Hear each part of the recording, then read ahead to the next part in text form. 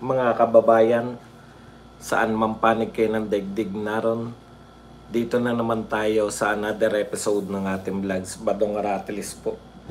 Pag-uusapan natin ngayon, ito po, no? Yung pong relief, yung pagtukon po sa mga sakuna ni Tatay Digong.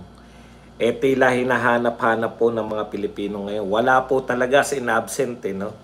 Mamaya po ipapakita natin yung mga tagpo. Pag-uusapan din po natin, ito po si Princess. Sabi po ni Princess, yung nakikialam po si Princess, sabi po ni BP Sara, wag na siyang makialam. At paano po yung mga Pilipino ay tumutugon, no? Kahit po paano tayo nagsosurvive kahit na halos wala na po tayong aasahan sa ating gobyerno. Grabe po, ito na yata talaga ang pinaka-worst na nakita po natin, no? Okay. Yan po mga pag-uusapan natin, pero bago yan, kung bago ka pa lang dito sa ating channel, mag-subscribe ka na. Dahil ito lang ang tanging channel na may kinikilingan, may pinapanigan, una sa balita, huli sa impormasyon, kaya ano pang hinihintay nyo? Pindot na, okay? Pag-usapan natin, no?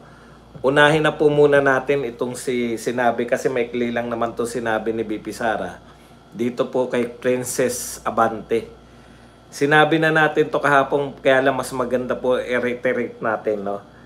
Sinabi po ni Sara Duterte ngayon na si Princess Abante dapat hindi na nakikialam, no?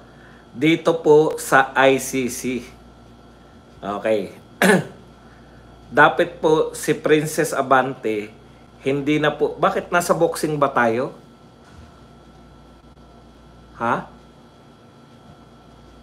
Boxing channel ba to? Pakianin nyo nga po, baka mali ako. Nasa politics ba tayo o boxing? Nilito naman ako nito ni Justin Chua. Teka mo nga muna. Baka mali ako ng channel. Mag-comment kayo, nilito nyo na ako eh. Tama. Bigla nyo sasabihin na boxing eh. Tapos, okay. Okay, ito po yung sinabi kasi ni BP Sara, no? Huwag ka na makialam sa ICC kasi wala ka namang pakialam sa ICC. Ang termino pa, huwag ka nang sumausaw. Sausawera ka kasi. Kasi po, ikaw, hindi mo alam. Siguro, akala niya, yun po, nalilito na po miski itong mga, kung ano yung trabaho nila. Akala yata ni Princess, ang trabaho niya, bumanat kay BP Sara. Ang akala yata ni Princess, ang trabaho nila ay banata ng mga Duterte.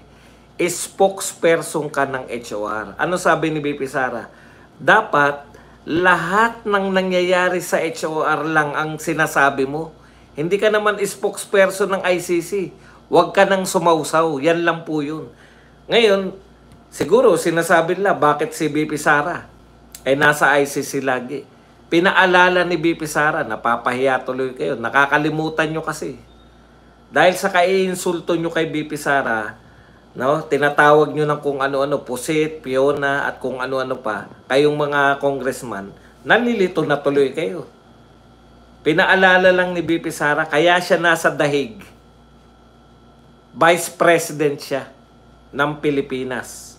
Mayroon siyang ina-assist na isang Pilipino na dapat tinatrabaho yan ng gobyerno. No? Dahil hindi kaya ng presidente, in fact, ang presidente po ang nagpakulong dun, no, dito po sa kay Tatay Digong sa ICC, siya na gumagampan bilang Vice President. Ginagampanan niya ng tumutugunan yung isang Pilipino na pinakulong ng presidente. Baliktad po, tanging eto lang po ang gobyerno.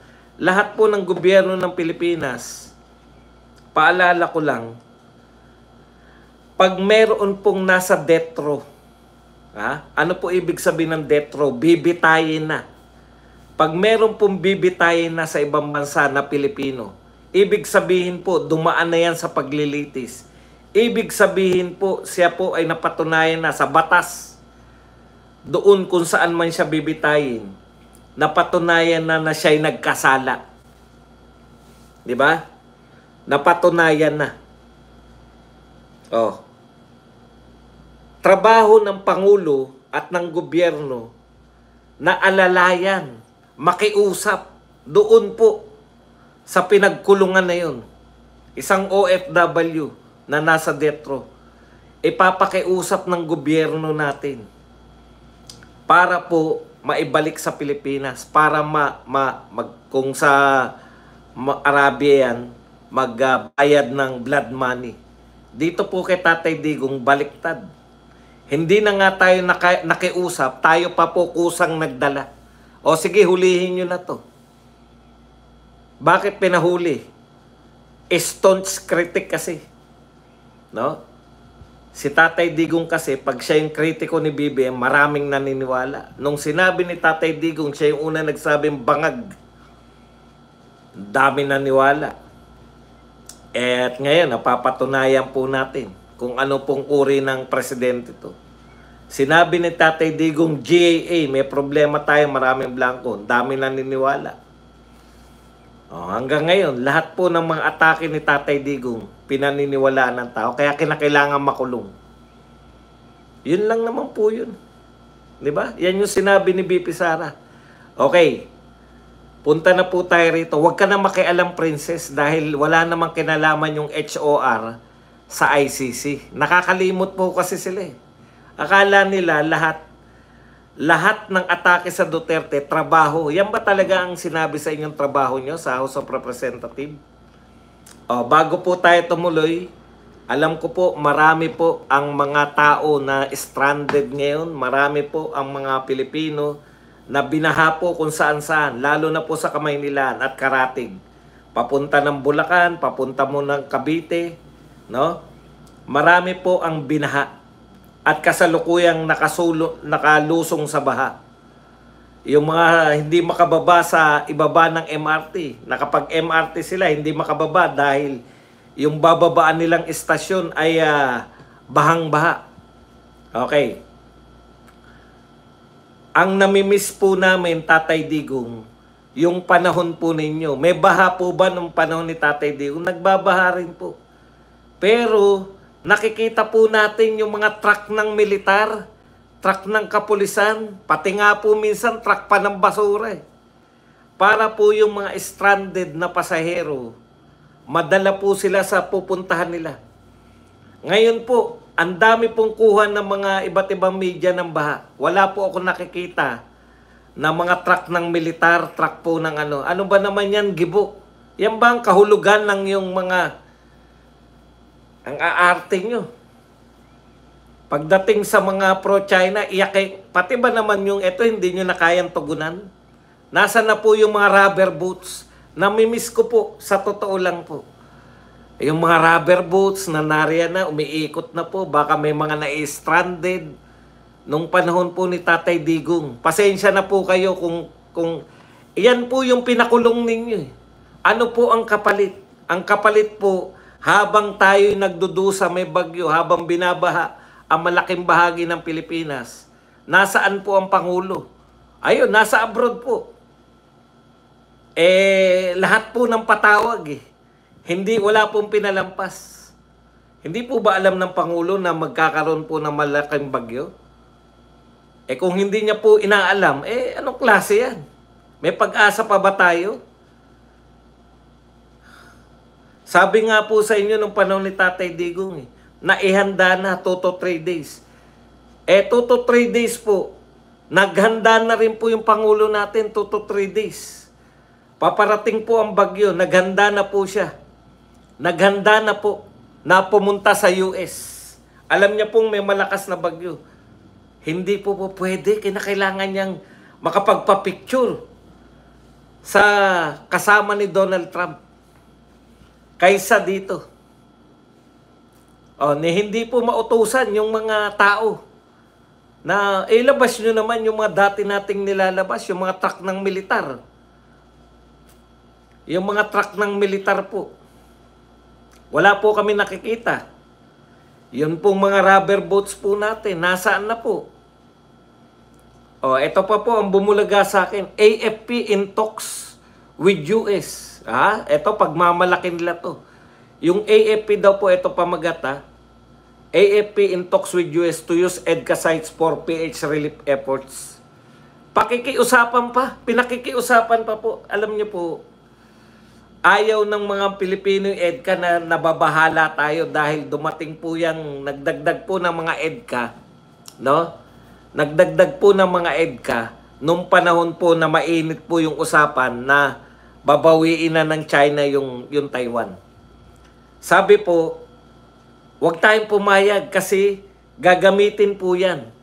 Yung ating pong mga EDCA sites, gagamitin po yan sa digmaan with Taiwan. Yan po yung mga sinasabi sa atin, di ba? Ano po sabi nila? Hindi po. Ang EDCA sites po ay gagamitin po yan for relief. Para mas mabilis po na makatulong. Shoutout kay Placido Piloso po, na minsan na lang kung dinadalaw. Na masyado pong, yung pong mga EDCA sites na yan, ay yan po ay tinayo para sa relief. Dahil tayo po ay laging may sakuna. Gagamitin po yan para mas mabilis na matugunan. Asan po? Bakit po makikiusap pa pala tayo? Kala ba namin yung EDCA sites, kaya niyan nilagay sa Pilipinas para pantulong po sa mga sakuna? May sakuna na po. Asan sila? Hindi. Pinakikiusapan pa ni Gibo. Pinakikiusapan pa? Naknang tinapay naman, oo. Pinakikiusapan nyo pa? Akala ko automatic na pag may baha, pag merong kalamidad, nariyan na sila. Tutuloy ko na po yung panawagan ko, no? Ako po ay para po sa lahat po na nakasalukuyang bumabaha po ngayon. Kung gaano man po kataas, kayo po sa Kamaynilaan, sa buong Metro Manila na binabaha po ngayon, no? Bahang-baha po tayo ngayon. Huwag po kayong mag-alala. Ako na po, hindi ginagampanan ni Princess Huwag po kayong mag-alala. Kayo pong binabaha ngayon. Gampanan mo kasi Princess Abante yung trabaho mo. Magsalita ka. Ako na po magsasalita para sa mga congressman. Ayaw ni Princess Handa po ang mga congressman natin, ang House of Representatives. Naghahanda na po. Konting tiis na lang po.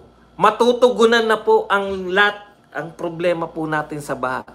Kaya po kayo po, wag po kayong mangamba, no?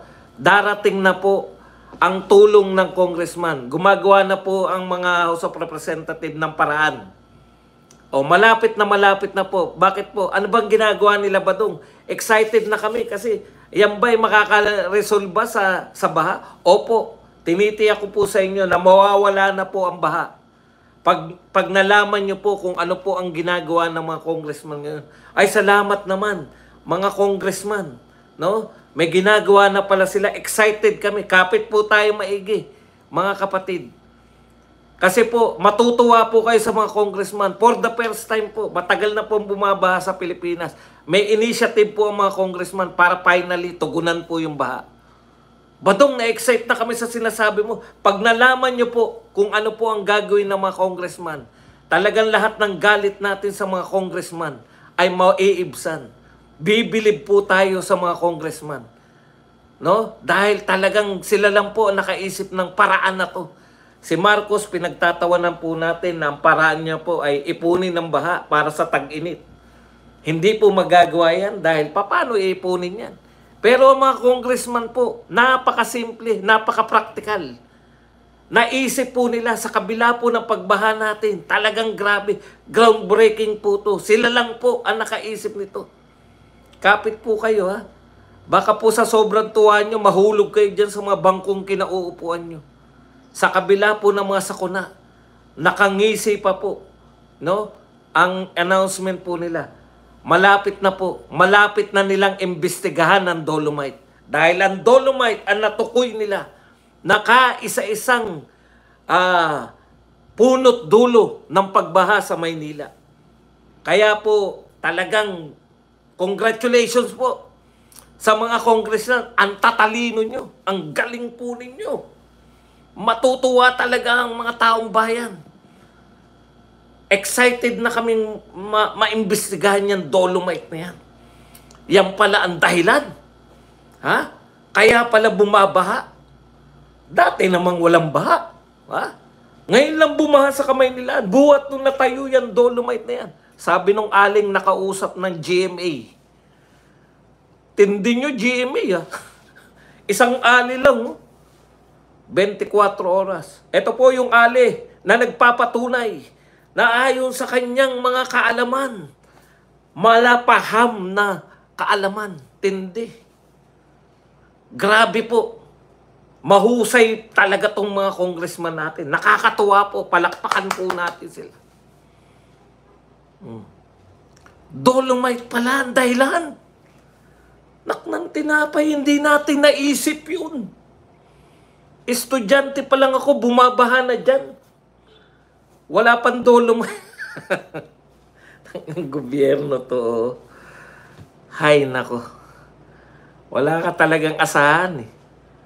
Pero ito po pasensya na kayo, nang-aasar lang tayo. Pero ito po talaga, papakita ko po sa inyo sa video. Alam niyo po, grabe naman kayo kung kakantsawan po natin yung mga gobyerno natin. No? Hindi naman po nararapat yan. Dahil nakikita naman natin na yung mga tao sa gobyerno, naku, nawala na yung tinanggal na yata nila yung video kasi ayaw po nilang makita nyo yung video eh. Talagang nagsusumika po sila, sa baha po sila. No? Ito po, nakita ko na po yung picture. Congratulations po sa mga taga DPWH kasi DPWH po talaga yan namamahala. Kahit po umuulan, nilulusong po nila yung baha para po makatugon, no? Ibigay naman natin yung mga congressman, kinantsawan po natin. Ito pong mga DPWH talagang wala pong humpay sa pagtatrabaho, in fairness. Bumaha, bumagyo. Ito po ang ginagawa ng mga taga DPWH. Siyempre, inutusan po sila eh. Importante po yan na nakikita po ng taong bayan na nagtatrabaho po, lalo na po yung DPWH. No? Ito po, pakita ko po sa inyo, talagang ito po ang mga hero. Ayan po yung DPWH. Nagkakabit po sila ng poster ni BBM at dahil na malapit na po yung SONA. Ayan, State of the Nation Address. Hindi po pwedeng ipagpaliban po yan. No? Kita nyo naman, no? Talagang mga nakakapote po sila. Bumabaha po, DPWH. O yan po ang, ayan no, kitang-kita nyo, DPWH, this is where your taxes go. Ayan po, naku, hindi po pwedeng ipagpaliban yan. State of the Nation Address yan. Wala man ang Pangulo, hindi man sila utusan, sa gitna po ng bagyo, nakita nyo naman, no? Nakakapote po sila lahat. Grabe po. Very busy po sila. Antindi po. Pakita pa po natin, dapat itong mga to bigyan talaga ng mga award dyan, DPWH. Akalain nyo bahang-baha, nilusong po nila. Ang lakas po ng ulan. Kasi ito po'y paglilingkod sa taong bayan. Hindi po pwedeng ipagpaliban po yan, trabaho na yan ng DPWH. Di ba? Nakakahiya naman kung hindi makikita na may mga tarpaulin na mga pamposter yan na may... Baka hindi natin malaman na may State of the Nation Address pala na magaganap. Maraming salamat po sa sakripisyo. Ang gagaling po ninyo. Taas kamay ako. Talagang bilib ako. Ayon nga kay Robin. No? Taas kamay na ako. Bilib na ako. Antindi. No? Yan po. Mga congressman natin, iimbestigahan ng dolomite bilang pagtugon sa baha. Ang DPWH naman, grabe, busy. Grabe po, pawisan sila, umuulan, nakakapote. Hanip po talaga. Bilib na bilib talaga ako. Taas kamay na ako. Suko na nga ako sa iyo. Mai-inlove na nga ako sa DPWH. Antindi po, no? Ang ganda, sayang naman po yan. Dami nilang pinagawa na yan. Kung hindi po maikakabit yan, talaga namang nakakapanghinayang naman talaga. Kasi talagang paghihirapan po yan. Ito po, tignan nyo naman, sa kabila ng malakas na buhos ng ulan. naglalagay ng mga tarpaulin ng tauhan ng Department of Public Works and Highways. Kita nyo naman po, no? Sakripisyo! Ang tindi! Maraming salamat po sa mga taga-gobyerno, no? Ang tindi po. Kaya tayo survival na lang.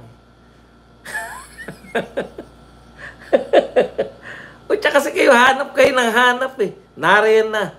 Ha? Hinahanap nyo pa. Wala, hindi kayo makita. Pero eto talaga, nakakabilib ang mga Pilipino. Madalas ko po ito nakikita eh. Tignan nyo po, oh. Nagtitinda, meron na po yung mga nabaha. Ayan, may mga survival po to. Meron po silang dalang thermos at saka cup noodles. Nagtitinda po yung mga kabataan ng mga para sa na-stranded. Yan talaga. Okay.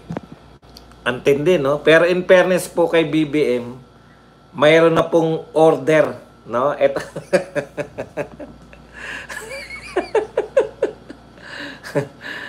Salamat. Ayan, mapapamura ka talaga eh, no? Meron na po ngayong order. Mula po sa ano yan? Yung sa Office of the Secretary, Executive Secretary. Nawala eh. Alam niyang... Teka lang po ha. I-search ko lang. Nawala po yung aking ano eh.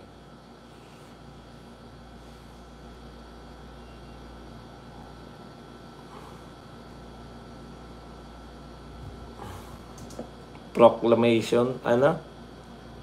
Memorandum.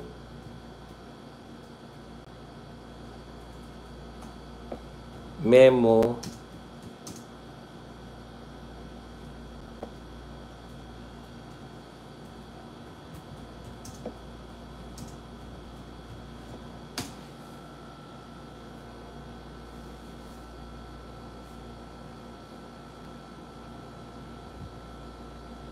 Okay po, ito po, kalalabas lang po no to ha. Wala na kayong tiwala.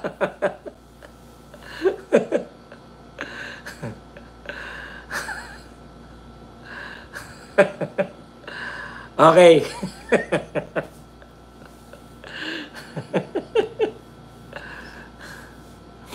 Sabi po ni Bersamin, the President's directive is to focus all effort on ensuring the safety and welfare of the Filipino people, especially during time of crisis. All government agencies are expected to act accordingly. Hindi, no? Mga panay pronouncement lang eh. Okay, let me be clear. All SONA-related preparations are hereby ordered immediately suspended. The DPWH, ayan po, sila kasi nagkakabit eh. Along with concerned agencies must put full attention and exclusive focus on flood response and relief goods. Yan. Kasi po nakita nga, sabi, nadismaya ang Pangulo. Nadismaya ang Pangulo sa photo na pinakita ko kanina sa inyo na nagkakabit ng SONA. SONA mga parapernalya.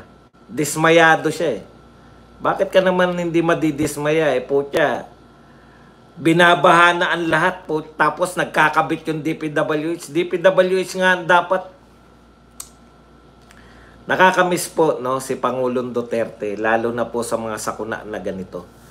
And sa isang maliit na ano rin po, nakakamiss din po yung mga dilawan. No, yung paghanap ng Pangulo ng mga dilawan. Nakakatawa kasi yung mga dilawan ng panahon ni Tatay Digong. Kahit tumutugon na po si Tatay Digong sa 2 to 3 days pa po, nakaporma na, may mga relief goods na, nakahanda na ang lahat. No? Pero kakantsawan pa rin ng mga dilawan dahil si Lenny, pag dumating yung bagyo, makikipag-unahan po si Lenny na pumunta ron sa bagyo. No? Nakakamiss po yung ganon. Kahit papano, naha-highlight po sa mga Pilipino na tumutugon po yung lahat. Lahat po nananawagan, pati yung media, O, relief po. Tapos may mga nanawagan. May mga natrap po dito. Baka gusto nyo magpadala. Ayun po. So ngayon po, tumugon po ang Pangulo ng Pilipinas sa pamamagitan ng memorandum ni Lucas Bersamin na siya po ay nadismaya na nakita niya na kakabit ang DPWH ng mga tarpaulin at pinatitigil niya ang pagkakabit ng tarpaulin. Palakpakan po natin. Ang galing ng memorandum. So pinatitigil na. Solve na po ang problema. Yung iba pong mga politiko, busy rin po, no? Hindi po sa pagtugon sa mga relief goods, hindi po. Busy po sila sa panawagan na ituloy na. Ngayon na. Habang may bagyo pa. Ituloy na. Ngayon na rin. Yung impeachment ni BP Sara. Antindi nyo po talaga. Talagang walang pahinga. Kahit po bumabagyo na, impeachment pa rin po ni BP Sara ang gusto nilang pagtuunan ng pansin.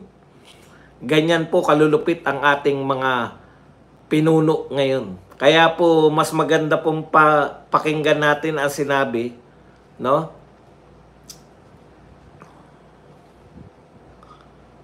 Ito po, nung panahon ni Tatay Digong, malayo pa yung bagyo, binababa na yung mga billboards, di ba? Ngayon po, nagkakabit po ng tarpaulin. Okay. Ito po, si Malutikia.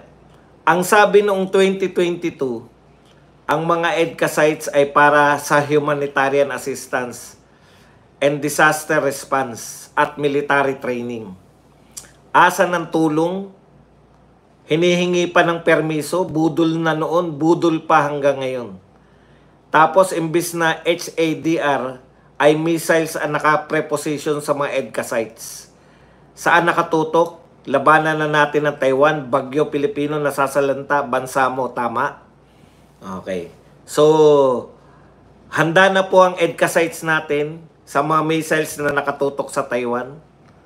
Hindi po para tumugon sa atin. Ayon kay Malutiki. Grabe po talaga. Nakakatuwa na po sa Pilipinas. Masarap po. Masarap po talaga sa Pilipinas. Okay.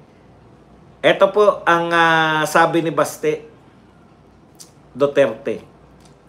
Sagutin niyo yung problema sa GAA, sagutin niyo yung problema sa PhilHealth, then maybe yung mga tao will trust this government again. I think this is the most inefficient government, the most inefficient administration I have ever seen in my goddamn life. Yan po ang sabi ni acting mayor of Davao City, Baste Duterte. Pinaka-inefficient. Correct na correct.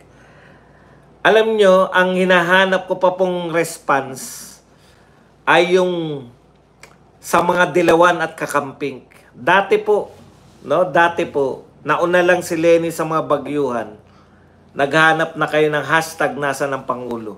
Bakit po walang kumukundi na ngayon na ang Pangulo natin ay nasa US habang nasa baha po ang buong Pilipinas? Hindi po ba magandang excuse po yan, Mr. President, para hindi ka bumiyahe? Wala talagang sa'yo, basta may pagkakataong bumiyahe, kinakailangan talagang bumiyahe. Pagpapalit nyo po yan, Mr. President, sasako na. Yung narito ka kasama namin, no? Yung narito ka po na kasama namin na naghinag-peace. Importante, mga dilawan kakamping, mga loyalista, na noong panahon ng bagyo ay tumulak si BP Sara dahil naka-schedule na gamutin yung kanyang nanay. Hindi ba? Ang lakas nyong mangantyaw na anong ginagawa ni BP Sara sa Germany? May nag-fake news pa sa inyo na manonood ng Taylor Swift's concert kaya nasa Germany. Lahat kayo, dilawan, kakamping, loyalista, pati po mga makabayan black, wala nagtatanong sa inyo anong ginagawa ni BBM sa Amerika habang tayo ay may bagyo ngayon.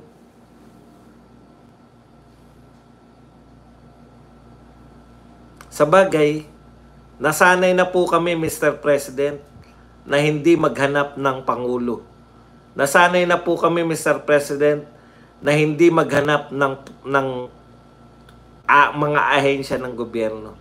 At nasanay na rin po kami, Mr. President, na kung ano man po mangyari ngayong bagyo ngayon, ano man po ang mangyari ngayong panahon na to, hahanap po kayo ng maisisisi at ang eventually, ang may kasalanan po niyan, yung nakakulong na mama doon po sa The Hague, Netherlands. Sanay na po kami dyan. Mayroon pong mag-iisip na napakatalino. Ngayon po, hindi pa namin maisip, hindi kami ganong katalino eh. Pero tinitiyak ko po sa inyo, mga kababayan, na meron pong magagaling sa Malacanang na maikukonekta nila yan. Na ang may kasalanan ng lahat ng ito, yung nakakulong sa The Hague, Netherlands. Kung hindi ba naman siya nakulong dun, baka walang mga kulugat kidlat at mga umaapaw na mga dam. Anong gagawin natin, Mr. President? Kanya-kanya po, Mr. President. Anong gagawin natin? Tama po. Kanya-kanya na lang pong salba. Mga kapatid, ilagay nyo kung may second floor kayo, yung mga gamit nyo na mababasa, aanurin, at wala na po tayong maaasahan pa. Kasi ang utos po ng Pangulo, itigil yung paglalagay ng tarpaulin ng mukha niya. Yun na po yun.